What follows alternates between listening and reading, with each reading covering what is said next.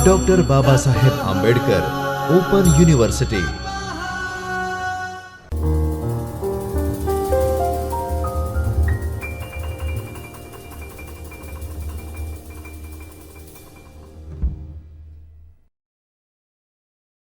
नमस्कार विद्यार्थी मित्रों, doctor Baba Saheb Ambedkar open university के चैतन्य स्टूडियो के इस आभासी कक्षा में मैं प्राध्यापिका पारुल परमार आपका हार्दिक स्वागत करती हूँ।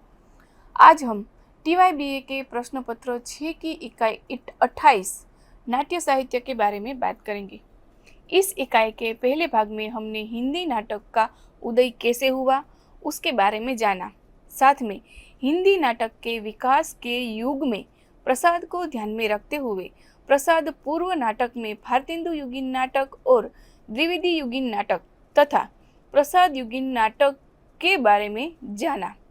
आज हम प्रसादोत्तर स्वतंत्रता पूर्व हिंदी नाटक और स्वातंत्र्योत्तर हिंदी नाटक के बारे में बात करेंगे, जिसमें सबसे पहले हम देखेंगे कि प्रसादोत्तर स्वतंत्रता पूर्व हिंदी नाटक जिसकी बात करें, जिसका समय 1937 से 1947 का माना जाता है। प्रसाद युग के बाद हिंदी नाटकों का नवयुग प्रारंभ होता है। नाटक विषय और शिल्प दोनों दृष्टि से और भी अधिक समृद्ध और विकसित हुए। यह युग कई दृष्टियों से महत्वपूर्ण है। अब राष्ट्रीय स्वतंत्रता संघर्ष में किसान और मजदूर जनता भी शामिल हो गई थी। उनके संगठन बन चुके थे। अब जीवन में भावना की बजाय बुद्धि का महत्व अधिक हो गया था। आदर्श का स्थान यथार्थ ने ले लिया था। इस युग तक आते आते रामलीला, नौटंकी आदि का प्रचार काफी कम हो गया। पारसी रंगमंचीय नाटक भी उतने अधिक लोकप्रिय नहीं रहे, क्योंकि सिनेमा का प्रभाव जनता पर अधिक पड़ रहा था। ऐतिहासिक नाटक इस काल में भी लिखे गए। राष्ट्रीय भावनाओं और चेतना को अधिक प्रश्रय दिया गया। पौराणिक नाटकों के प्रति जनरुचि कम होती गई और अपने चारों ओर की समस्याओं, समसामयिक विषयों की ओर ध्यान आकृष्ट हुआ। विदेशी साहित्य का अध्ययन करने की प्रवृत्ति बढ़ रही थी। विशेषकर इब्सन, बर्नार्ड शॉ, ओनील आदि का अनुसरण किया जा रहा था। इन नाटककारों ने नाटक के क्षेत्र में यथार्थवादी प्रवृत्ति को जन्म दिया। परिणाम स्वरूप हिंदी नाट्य साहित्य में समस्या नाटकों का सूत्रपात हुआ, जिसके प्रमुख प्रवर्तक लक्ष्मी नारायण मिश्र थे। इब्सन और बर्नार्ड शॉ ने प्रचलित परंपराओं पर चोट कर बौद्धिक क्रांति का बीज बोया था। इस तरह साहित्य में आदर्श और भावना की अपेक्षा यथार्थ और बुद्धि तत्व का प्रवेश हुआ। इसी बुद्धि तत्व का हिंदी नाटकों में प्रयोग मिश्र जी की देन है। स्वाभाविक ढंग से प्रस्तुत करने की प्रवृत्ति बढ़ती दिखाई देती है।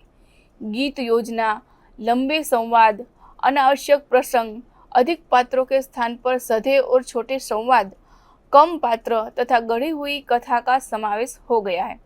अब 5 अंकों के स्थान पर अधिकांश नाटक 3 अंकों के होने लगे और नाटकों में दृश्य विभाजन पर कम ध्यान दिया गया। इस युग में पात्र वास्तविक जीवन से ग्रहण किए गए हैं।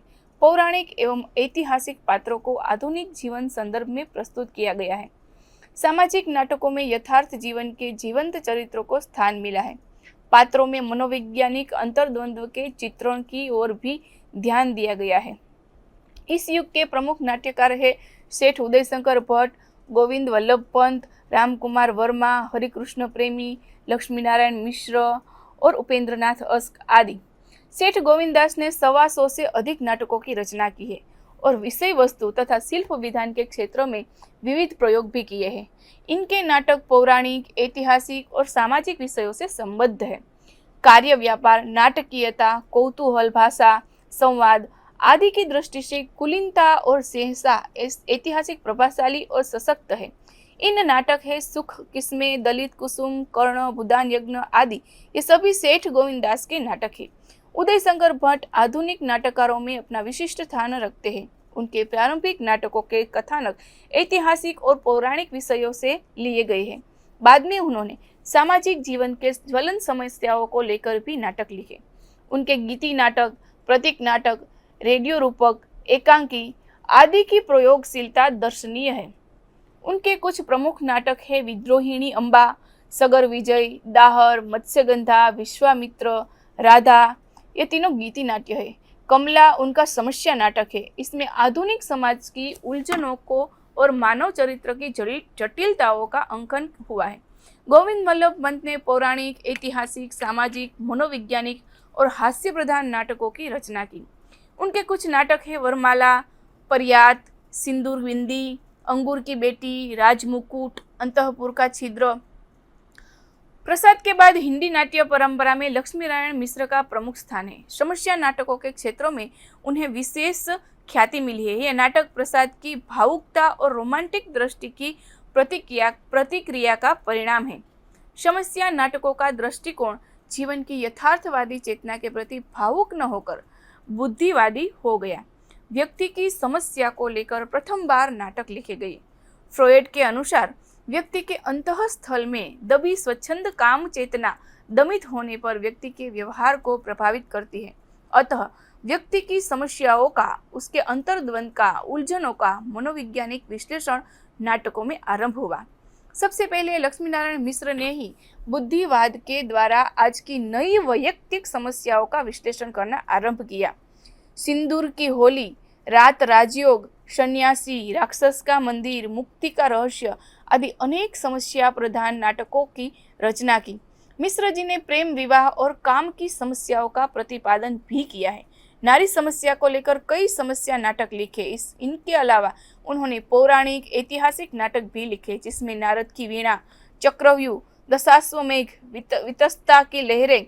डॉक्टर रामकुमार वर्मा मूलतः एकांकीकार है, लेकिन उन्होंने कुछ नाटकों की भी रचना की है, जैसे विजय पर्व, नाना फडणवीस, सारंग स्वर, ऐतिहासिक तथा पृथ्वी का स्वर्ग सामाजिक नाटक है। हरिकृष्ण प्रेमी ने अपने नाटकों के लिए प्रमुख रूप से मुगल कालीन भारत की कथा वस्तु को अपनाया है और इसके माध्यम से हिंदू मुस्लिम एकता स्थापित करने का प्रयास किया है।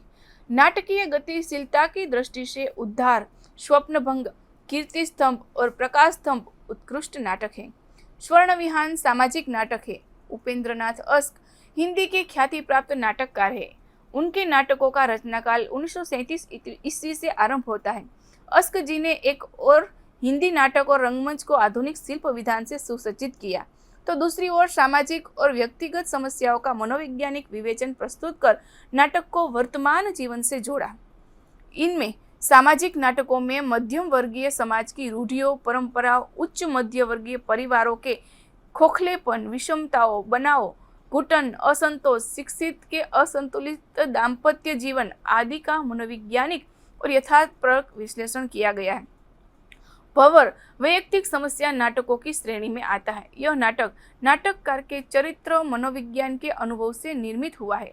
तकनीक की दृष्टि से अस्क जी ने नाटकों में पर्याप्त विविधता है। उन्होंने समय समय पर अनेक नए प्रयोग किए हैं। छठा बेटा स्वप्न नाटक के रूप में, कैद लघु नाटक, अंजो दीदी मनोवैज्ञानिक नाटक और पैतरे फिल्मी झांकी के रूप में उल्लेखनीय है। अस्क जी उत्कृष्ट नाटककार होने के साथ ही सफल अभिनेता और निर्देशक भी है। इसी कारण उनके नाटकों में विस्तृत रंग निर्देश प्राप्त होते हैं। उनके अनेक नाटक मंचित तथा रेडियो पर प्रसारित हो चुके हैं। अस्क जी का योगदान हिंदी नाटक और रंगमंच के लिए एक विशेष उपलब्धि है। स्वतंत्रता पूर्व हिंदी नाटक के बाद अहम स्वातंत्रोत्तर हिंदी नाटक, जिसका समय 1947 से आज तक का है, उनके बारे में बात करें तो स्वतंत्रता प्राप्ति के साथ बदली परिस्थितियों का प्रभाव लेखकों पर भी पड़ा। नवनिर्माण की आकांक्षा और नए युग की ओर बढ़ते कदमों ने जहां लोगों में उत्साह और आशा का संचार किया, वहीं इस दशा में बढ़ती असफलताओं ने लोगों को निराश और कुंठित भी किया। इन परिस्थितियों का असर सबसे अधिक मध्यम वर्ग पर पड़ा। इस दौर में अधिकांश नाटक मध्यम वर्ग की आशाओं, आकांक्षाओं और विडंबनाओं को ध्यान में रखकर लिखे गए। नए युग के साथ जो नई राजनीतिक सामाजिक स्थितियां बन गई थी, उनसे उभरी समस्याओं को भी नाटकों का विषय बनाया गया। सरकारी प्रोत्साहन के कारण रंगमंच के विकास का प्रभाव भी नाट्य रचना पर पड़ा और कई तरह के नए प्रयोग किए गए। रेडियो के व्यापक प्रसार ने रेडियो नाटकों की रचना को भी बढ़ावा दिया। विषय की दृष्टि से इस युग में भी पौराणिक, ऐतिहासिक, सामाजिक आदि नाटक लिखे गए। मुख्य बात यह है कि पौराणिक और ऐतिहासिक नाटक में समस्या आधुनिक ही होती थी। इस काल में पौराणिक कथानकों को लेकर गीति नाट्यों की रचना भी शिल्पगत गति से दृष्टि से उल्लेखनीय है। इस अवधि में वस्तु और शिल्प की दृष्टि से जिन महत्वपूर्ण पौराणिक नाटकों की रचना हुई उसमें हम देखें तो डॉक्टर लक्ष्मी नारायण लाल का सूर्यमुख, कलंकी, मिस्टर अभिमन्यु, रांगे राघव का स्वर्ग भूमि का यात्री, आचार्य चतुर्सेन का गांधारी, पृथ्वीनाथ शर्मा का उर्मिला, सीताराम चतुर्वेदी का सबरी और सीता, परित्याग, जगदीश चंद्र माथुर का दशरथ नंदन तथा गीति नाट्य शैली में डॉक्टर धर्मवीर भारती का अंधायुग और दुष्यंत कुमार का एक कंठ विस्पाई उल्लेखनीय पौराणिक नाटक है। स्वतंत्रता और ऐतिहासिक नाटकों में नवीनता है। मनुष्य के नैतिक, सामाजिक और सांस्कृतिक मूल्यों की उनमें झलक है। उदाहरण के लिए जगदीश चंद्र माथुर का कोणार्क और शारदिया, मोहन राकेश का आषाढ़ का एक दिन, लहरों के राजहंस, विष्णु प्रभाकर का समाधि नाटक लिए जा सकते हैं। इन नाटकों की विशेषता यह है कि काल्पनिक होते हुए भी वे अपने ऐतिहासिक रूप को बनाए रखते हैं। इस काल के ऐतिहासिक नाटकों में मौर्य, गुप्त, मुगल काल, अंग्रेजी शासन के इतिहास को नाटक की कथावस्तु में ग्रहण किया गया है। अधिकतर संस्कृति प्रधान ऐतिहासिक नाटक ही लिखे गए, किंतु कुछ जीवनी परक नाटकों की भी रचना की गई, जैसे भीष्म साहनी का हानुस, कबीरा खड़ा बाजार में तथा मणिमधुकर का एक तारे की आंख। स्वतंत्रता के बाद सबसे अधिक सामाजिक नाटकों का सृजन हुआ। इन नाटकों की कथावस्तु का आधार निर्धनता, बेकारी, स्त्री स्वातंत्र्य, प्रेम का नया रूप, नैतिक मूल्य आदि बने। उच्च मध्यम वर्गीय और निम्न मध्यम वर्गीय परिवारों का चित्रण सफलतापूर्वक किया गया। कुछ नाटक स्त्री पुरुष संबंध को लेकर भी लिखे गए। स्वातंत्र्योत्तर सामाजिक नाटकों पर मुख्य रूप से कार्ल मार्क्स की विचारधारा का प्रभाव पड़ा है। फ्रॉयड के मनोविश्लेषणवाद के द्वारा पात्रों की मानसिक दशा का सूक्ष्म मनोवैज्ञानिक चित्रण हुआ। स्वतंत्रता के बाद सामाजिक नाटकों द्वारा समाज में घटने वाली घटनाओं और समस्याओं को तो प्रस्तुत किया ही गया, साथ ही तत्कालीन परिवेश को भी रूपायित किया गया। इसके फलस्वरूप चीनी और पाकिस्तानी आक्रमण के दिनों में ज्ञानदेव अग्निहोत्री का नेफा की एक शाम और शिव प्रसाद सिंह का घाटियां गूंजती है जैसे नाटक अस्तित्व में आए। किंतु स्वतंत्रता के बाद विभिन्न समस्याओं को लेकर जो सामाजिक नाटक लिखे गए वे लक्ष्मी नारायण मिश्र के समस्या नाटकों की परंपरा में नहीं आते। मिश्र जी पर बुद्धिवाद का प्रभाव है, उनकी अपनी शैली है। मिश्र जी के बाद यह परंपरा आगे नहीं बढ़ सकी। बुद्धिवाद की रुक्षता के स्थान पर संवेदनापूर्वक समस्या का चित्रण किया जाने लगा। स्वतंत्रता के बाद सामाजिक नाटक समाज की घटनाओं को जीवित रूप में प्रस्तुत करने लगे। इस कोटि के सामाजिक नाटकों में उल्लेखनीय है भगवती चरण वर्मा का रुपया तुम्हें खा गया, डॉक्टर लक्ष्मी नारायण लाल का अंधा कुआं, सुंदर रस, तोता मीना, रक्त कमल, रात रानी, विष्णु प्रभाकर का डॉक्टर, युगे युगे क्रांति, नरेश मेहता का खंडित यात्राएं, सुबह के घटे, मोहन राकेश का आधे अधूरे, मनु भंडारी का बिना दीवारों के पर, ज्ञानदेव अग्निहोत्री का माटी जागीरे, वतन की आबरू, विनोद रस्तोगी का नए हाथ, आज़ादी के बाद, बर्फ की मीनार इत्यादि। स्वातंत्र्योत्तर सामाजिक नाटकों की दूसरी धारा विभिन्न प्रतीकों को लेकर नाटक लिखने लगी। इन नाटकों में प्रतीकों का निर्वाह ठीक से नहीं हो पाया है तथा ये कमोबेश रूप में ही प्रतीक है। इस शैली के नाटक है डॉक्टर लक्ष्मीनारायण लाल का मादा कैक्टस, सुखा मेरोबर, दर्पण, अंधा कुआं, सुंदर रस, mister Abhimanyu, curfew, doctor Shambhunath Singh का धरती और आकाश, अकेला शहर, ज्ञानदेव अग्निहोत्री का शतुरमुर्ग, ललित सहगल का हल्या एक आकार की और आलोक शर्मा का चेहरे का जंगल। इन नाटकों में समाज की विभिन्न समस्याओं को प्रतीक के माध्यम से व्यक्त किया गया है, किंतु ये अपने परिवेश में मूलतः सामाजिक नाटक ही है। इस काल में नाटकों के अंक दृश्य विभाजन में उल्लेखनीय परिवर्तन हुआ। नाटक प्रायः 3 अंकों के होने लगे। अच्छी रंगमंचीय नाटकों में दृश्य विभाजन की परंपरा समाप्त हो गई। इससे उनका अभिनय एक ही दृश्यबंध पर सुगमता पूर्वक किया जा सकता है। पात्रों की संख्या अपेक्षाकृत कम होती गई। संवादहीन कथाहीन नाटक भी लिखे जाने लगे, जैसे चेहरों का जंगल। स्वातंत्रोत्तर काल के प्रमुख नाटककारों में जगदीश चंद्र माथुर, मोहन राकेश, लक्ष्मी नारायण लाल आदि हैं, जिन्होंने हिंदी नाटकों को नई दिशा दी। जगदीश चंद्र माथुर ने नाटक को रंगमंच से जोड़ने और उसे सार्थक रचना स्तर पर प्रस्तुत करने का सफल प्रयास किया है। स्वतंत्रता के पश्चात उनके ऐतिहासिक नाटक कोणार्क से आधुनिक नाट्य आंदोलन का प्रारंभ होता है। इसमें इतिहास के साथ मानवीय अंतः संघर्षों का नियोजन हुआ है। माथुर जी ने अपनी कल्पना द्वारा उड़ीसा के प्रसिद्ध कोणार्क मंदिर के निर्माण और विध्वंस की घटना को नाटक का आधार बनाया है। शारदिया माथुर जी का दूसरा ऐतिहासिक नाटक है, जो 19वीं शताब्दी के मराठा इतिहास से संबंध है। पहला राजा में पौराणिक उपाख्यान के माध्यम से समकालीन जीवंत स्थितियों का चित्रण है। माथुर जी के सभी नाटक अभिनय है। सुव्यवस्थित कथानक, कौतूहल सशक्त चरित्र, मार्मिक संवाद, सरस और प्रभावपूर्ण भाषा इनके नाटकों को अभिनय बनाते हैं। साहित्यिक गुणवत्ता और उत्कृष्ट अभिनेता दोनों दृष्टियों से उच्च कोटि के नाटक लिखने में मोहन राकेश का योगदान अत्यंत उल्लेखनीय है। उन्होंने अपने नाटकों में बदलते हुए सामाजिक मूल्यों के संदर्भ में व्यक्ति के निजी संबंधों, स्त्री पुरुषों के रिश्तों की विडंबना को यथार्थ रूप में प्रस्तुत किया है। आषाढ़ का एक दिन तथा लहरों के राजहंस ऐतिहासिक नाटक है, किंतु इनमें ऐतिहासिक कथानकों की पुनरावृत्ति न होकर ऐतिहासिक पात्रों को नए जीवन संदर्भ में प्रस्तुत किया गया है। आषाढ़ का एक दिन का कथानक महाकवि कालिदास से संबंधित है, परंतु कालिदास के बहाने राज्याश्रय और वैयक्तिक रिश्तों की टकराहट को विषय बनाया गया है। लहरों के राजहंस में राग विराग और श्रेय प्रेय के द्वंद्व को उभार कर चिरंतन आध्यात्मिक प्रश्नों को नए संदर्भ में उठाया गया है। इसका कथानक अश्वघोष के सोदर नंद पर आधारित है। गौतम बुद्ध का सौतेला भाई कपिल वस्तु का राजकुमार नंद अपनी अनिद्य सुंदर पत्नी के प्रति बहुत आसक्त है, लेकिन साथ ही बुद्ध के प्रति यानी कि आध्यात्मिकता के प्रति भी उसका मन आकर्षित है। नाटकीय संघर्ष की स्थितियां इन दो व्यक्तियों और दो विरोधी जीवन दर्शनों की टकराहट से उत्पन्न होती है। यह चिरंतन द्वंद्व ही नंद को आधुनिक मनुष्य के त्रासदी के निकट ले आता है। आधे अधूरे मोहन राकेश का तीसरा नाटक है, जो उनकी विकास यात्रा की अगली मंजिल का सूचक है।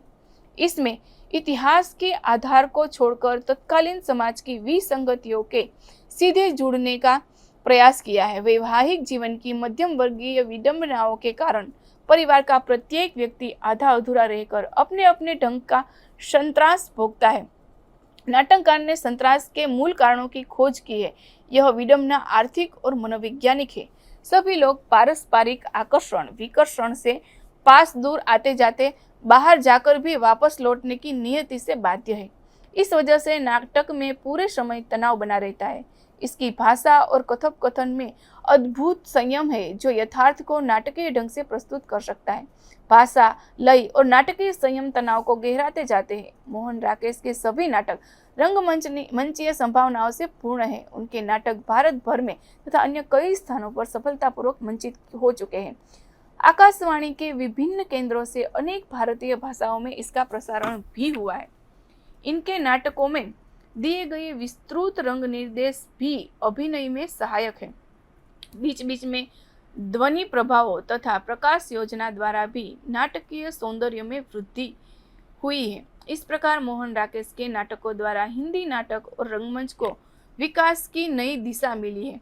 7वें दशक में पौराणिक चरित्रों को लेकर जिन महत्वपूर्ण नाटकों की रचना हुई, उनमें सुरेंद्र वर्मा का सूर्य की अंतिम किरण से पहली किरण तक, 8वां सर्ग द्रौपदी, गिरिराज किशोर का प्रजा ही रहने दो, दया प्रकाश सिन्हा का कथा एक कंस की, नरेंद्र कोहली का संबुक की हत्या, शंकर शेष का एक और द्रोणाचार्य, लक्ष्मीकांत वर्मा का एक ठहरी हुई जिंदगी और डॉक्टर लक्ष्मी नारायण लाल का राम की लड़ाई प्रमुख है। पौराणिक पात्रों के सहारे आज की स्थिति के आकलन से नई मूल्यों की तलाश आसान हो गई है। एक और सामाजिक विसंगतियां मुंह फैलाए खड़ी है, दूसरी ओर है उनसे जूझता मानव और सबको समेटते हुए पौराणिक चरित्र।